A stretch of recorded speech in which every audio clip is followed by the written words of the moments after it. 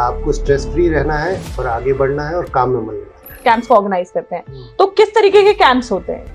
तो हमारे खुद में है कि हम गरीब मरीजों का इलाज करते हैं। युवाओं में हार्ट अटैक की प्रवृत्ति बहुत बढ़ती बिल्कुल जा रही है। बिल्कुल, हाँ। काफी लोग पीलिया से जो ग्रसित होते हैं वो झाड़ फूक के लिए पहुंच जाते हैं, जी। तो उसके बारे में आपको क्या कहना है? क्या इस सब में लोगों को विश्वास रखना चाहिए? तो हमारे यहाँ आयुष्मान से इलाज संभव है और जी। इलाज किया जाता है। नमस्कार, मैं हूं साक्षी यार, आप देख रहे हैं खरी बात न्यूज। खरी बात न्यूज की खास पेशकश सामने सामने में बहुत बहुत स्वागत है। आज हमारे साथ एक खास मेहमान है डॉक्टर सारांश जैन जी। मैं आपको बताऊं, जन्म श्री हॉस्पिटल है भोपाल में, काफी फेमस हॉस्पिटल है, और गैस्ट्रोएंटेरोलॉजिस्ट हैं डॉक्टर सारांश जैन जी हमारे साथ आज मौजूद है।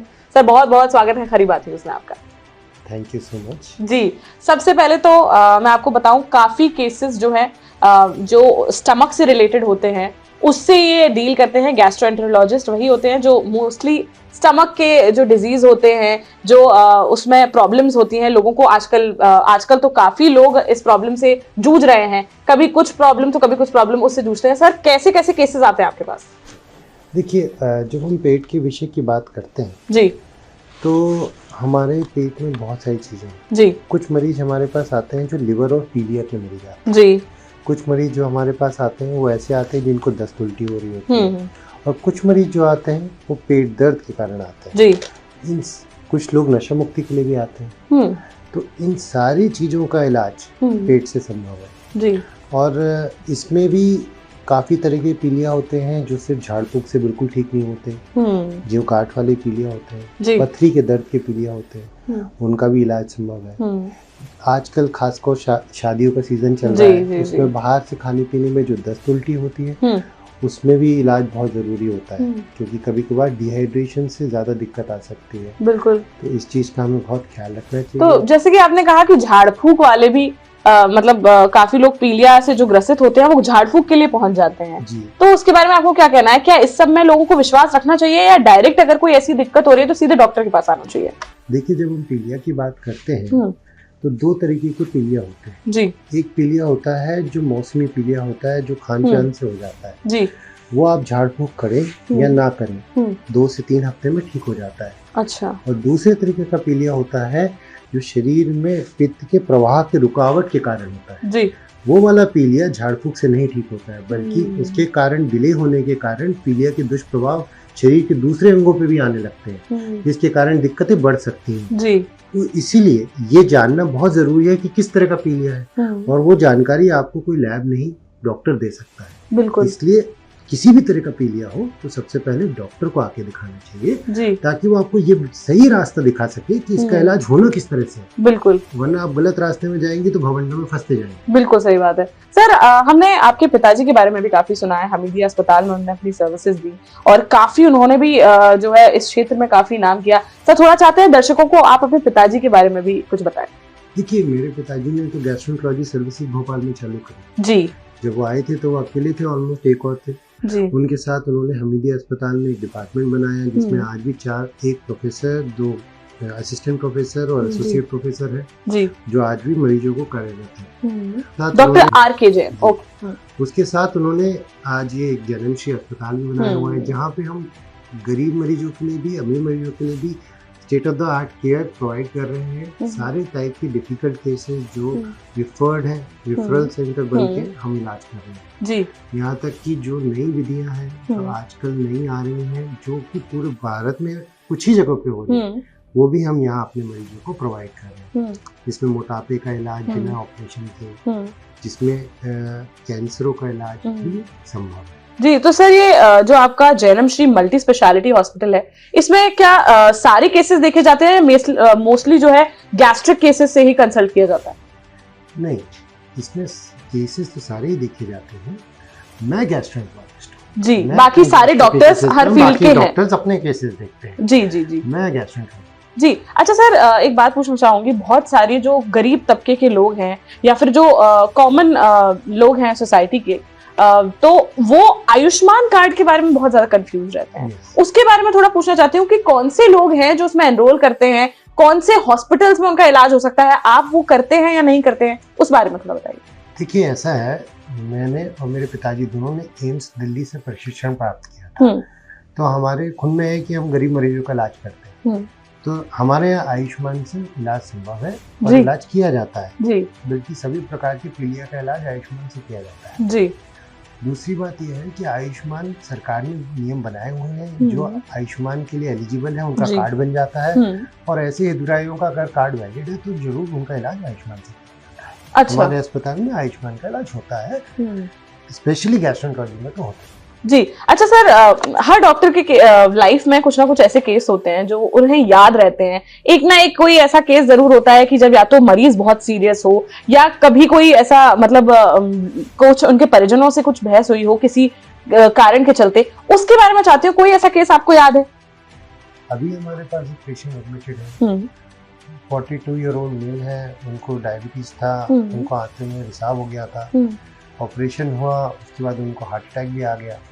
हार्ट अटैक आने के बाद वो वेंटिलेटर पे चले गए। मोस्टली ऐसे केसेस में बहुत सारे लोग जवाब दे जाते हैं। हमने उनके साथ मेहनत करी, आज वो पैरों पे चल के खुद डिस्चार्ज होकर जा रहे हैं। तो ये मेरे लिए बहुत बड़ी उपलब्धि बिल्कुल बिल्कुल। वेंटिलेटर से मरीज बाहर आया है, हार्ट अटैक से मरीज बाहर आया है, हाथों के ऑपरेशन से मरीज बाहर आया है और आज वो चल के मेरे साथ।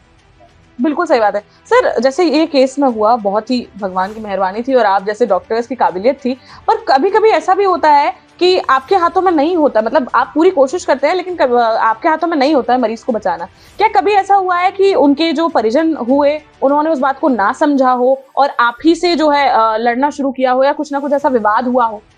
देखिए, उसके लिए ना हमारे यहाँ नहीं हो पाता क्योंकि हम लोग रोज परिजनों से बैठ के बात करते हैं और उन्हें समझाते हैं मरीज की कंडीशन कैसी है। हमारे यहाँ बहुत ही खुला हुआ माहौल है, मरीज के परिजन अपनी जो प्रॉब्लम्स हैं वो बता दें, हम उनका सोल्यूशंस उनको देते हैं। अगर उन्हें कोई ओपिनियन की जरूरत पड़ती है हम वो ओपिनियन करवाते हैं ताकि उनको एटलीस्ट ये सेटिस्फैक्शन रहे कि रिजल्ट तो किसी के हाथ में नहीं होता है बट एफर्ट सबके हाथ में होता है और हमने अपना 110% दिया है ताकि उनको ये इस बात से रात को अच्छी नींद आए कि हाँ हम अपना पूरा एफर्ट लगा रहे हैं, बाकी रिजल्ट्स तो सारे रहते हैं। बिल्कुल सही बात है सर। ये पूछना चाहूंगी, आज के टाइम में युवा जो है वो बहुत ज्यादा पेट के इश्यूज से कुछ ना कुछ परेशान रहते हैं, कभी बाहर का खा रहे हैं इस वजह से या बहुत सारे ऐसे रीजंस होते हैं। मेजर प्रॉब्लम्स आजकल क्या देखने में मिल रही है आपको युवा में? एसिडिटी एक मेजर प्रॉब्लम है जो बहुत ज्यादा युवाओं में देखने को मिल रही है। बिल्कुल, क्योंकि आजकल लाइफ बहुत स्ट्रेसफुल हो गया है। राइट। अब स्ट्रेस जॉब का भी हो सकता है, स्ट्रेस गर्लफ्रेंड का भी हो सकता है, स्ट्रेस वाइफ का भी हो सकता है, स्ट्रेस पढ़ाई का भी हो सकता है और आजकल कोप अप करने के लिए बहुत तरह के तरीके यूज किए जा रहे हैं। राइट। तो मेरे युवा को यही एडवाइस है कि देखिए जिंदगी बहुत लंबी है, बिल्कुल अभी आगे बहुत सारी जिंदगी बची हुई है, स्ट्रेस लेने से कोई फायदा नहीं है। बेटर है आप रिलैक्स रहें और अगर एसिडिटी या कोई और परेशानी है जो आपको 4 हफ्ते से ज्यादा परेशान कर रही है तो एटलीस्ट डॉक्टर को जाके एक बार मिले, कर्सरी अपना चेकअप कराएं। क्योंकि आजकल एक और चीज देखी जा रही है, युवाओं में हार्ट अटैक की प्रवृत्ति बहुत बढ़ती जा रही है।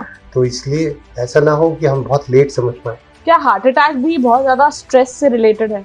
बिल्कुल, स्ट्रेस और ठंड और एक्सरसाइज, ठंड में एक्सरसाइज, डाइटरी चेंजेस, आजकल हम सब फास्ट फूड चाहते हैं। बिल्कुल। एसिडिटी भी काफी टाइम अगर रहे और उसको ना कंसल्ट किया जाए तो क्या वो रिजल्ट कर सकती है हार्ट अटैक एंड ऑल में?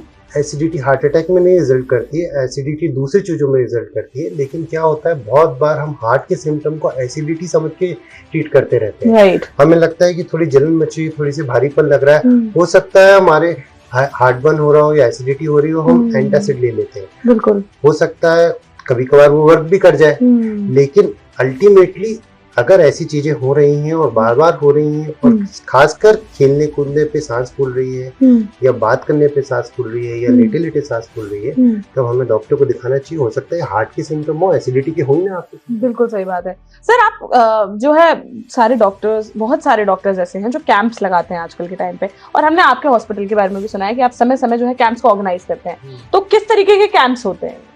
देखिए, जो कैंप्स रहते हैं वो वाइडर आउटरीच के लिए रहते हैं। अभी नेक्स्ट संडे ही हमारा एक कैंप है जिसमें करीबन 10 या 11 डॉक्टर्स डिफरेंट स्पेशलिटी के रहेंगे। वो यहाँ पास में छापरा जगह है, वहाँ पे है, और 9 से 12 हम अपनी ओपीडी की सुविधाएं देंगे ताकि मरीजों को अपनी बेसिक प्रॉब्लम्स, कुछ लोग हैं जो हॉस्पिटल नहीं आ पाते हैं या समय का अभाव रहता है या संडे के दिन उनको दिखाने का मन है या फिर उनके पास पैसे की कमी है, वो डॉक्टर की फीस सपोर्ट नहीं कर पा रहे, ताकि वो लोग भी बेनिफिट हो सके और जिनको सीरियस प्रॉब्लम है वो एटलीस्ट समझ सकें कि हाँ हमारे को दिक्कत है और हम इसके लिए कार्य करें। जी बिल्कुल सर, आजकल जो युवाओं की हमने बात करी, वो जो इतना परेशान रहते हैं, थोड़ा सा उनके लिए चाहूंगी कि क्या संदेश देना चाहते हैं आपने? देखिए, युवाओं के लिए संदेश तो ये है कि भाई देखिए, आप ही हमारी देश की रीढ़ की हड्डी है। बिल्कुल। और इसलिए आपका स्ट्रांग रहना बहुत जरूरी है, क्योंकि अगर रीढ़ की हड्डी स्ट्रांग नहीं है तो आदमी चल नहीं सकता। तो इसलिए आपको स्ट्रेस फ्री रहना है और आगे बढ़ना है और काम में मन लगाना है। जी बिल्कुल। तो आज हमारे साथ जैनम श्री हॉस्पिटल के जो संचालक हैं, गैस्ट्रोएंटेरोलॉजिस्ट डॉक्टर सारांश जैन जी हमारे साथ मौजूद थे और तमाम मुद्दों पर उनसे चर्चा हुई और काफी उन्होंने अच्छी राय दी युवाओं के लिए भी, और जिस तरीके से आज की पीढ़ी जो है इतनी ग्रसित हो रही है जो है एक्सटर्नल और इंटरनल दोनों डिजीजेस से, तो उनके लिए भी उन्होंने बताया। अगर आपके दिमाग में कोई भी सवाल है जो आप इनसे पूछना चाहते हैं तो हमें कमेंट बॉक्स में कमेंट करके जरूर बताएं। इसके साथ ही अगर और कुछ मुद्दों पर आप इनसे डिस्कशन चाहते हैं तो हमें बताएं, हम वापस से इनका समय लेंगे और वापस से आपके सामने हाजिर होंगे। आज के लिए फिलहाल इतना ही। बने रहिए हमारे साथ, देखते रहिए खरी बात साक्षी राय के साथ। नमस्कार। Thank you.